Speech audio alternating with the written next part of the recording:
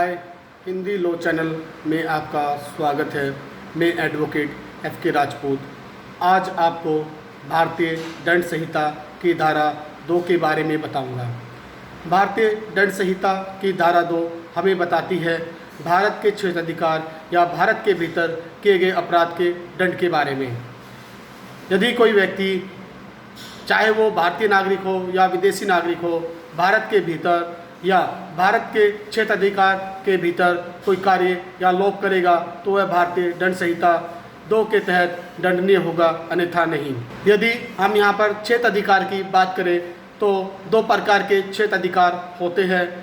एक पारदर्शी क्षेत्राधिकार होता है, दूसरा व्यक्तिगत क्षेत्राधिकार होता है। जहाँ कोई अपराध भारतीय क्षेत्राधिकार या भारत की सीमा के भीतर कोई अपराध होता है वो पारदर्शी क्षेत्राधिकार कहलाया जाता है। भारत के पारदर्शी क्षेत्राधिकार निम्नलिखित होते हैं। नंबर 1, राज्य और राज्य का क्षेत्राधिकार। नंबर 2, संघ और राज्य का क्षेत्राधिकार।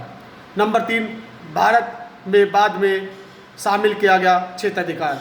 नंबर 4, भारत में रजिस्टर्ड कोई भी जलयान, एयरक्राफ्ट या जहाज। नंबर 5, आकाशीय क्षेत्राधिकार। नंबर 6, समुद्री क्षेत्राधिकार। समुद्री क्षेत्राधिकार 12 मील तक होता है। अब हम बात करते हैं व्यक्तिगत क्षेत्राधिकार की। व्यक्तिगत क्षेत्राधिकार में आपका जब कोई व्यक्ति, चाहे वो भारतीय हो या गैर भारतीय हो, यदि वह कोई अपराध करता है तो वह व्यक्तिगत भारत के क्षेत्राधिकार में अपराध करेगा तो व्यक्तिगत क्षेत्राधिकार कहलाएगा। जैसे इसका एक उदाहरण हम आपको देते हैं।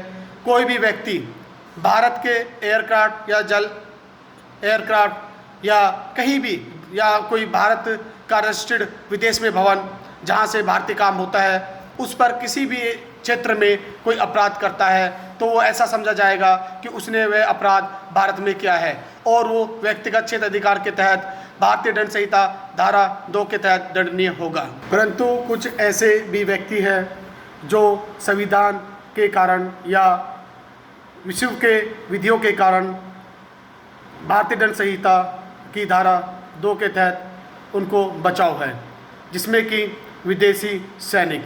नंबर 2, विदेशी राष्ट्रीय अध्यक्ष।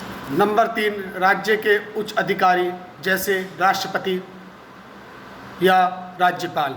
नंबर 4, आपका विदेशी राजदूत।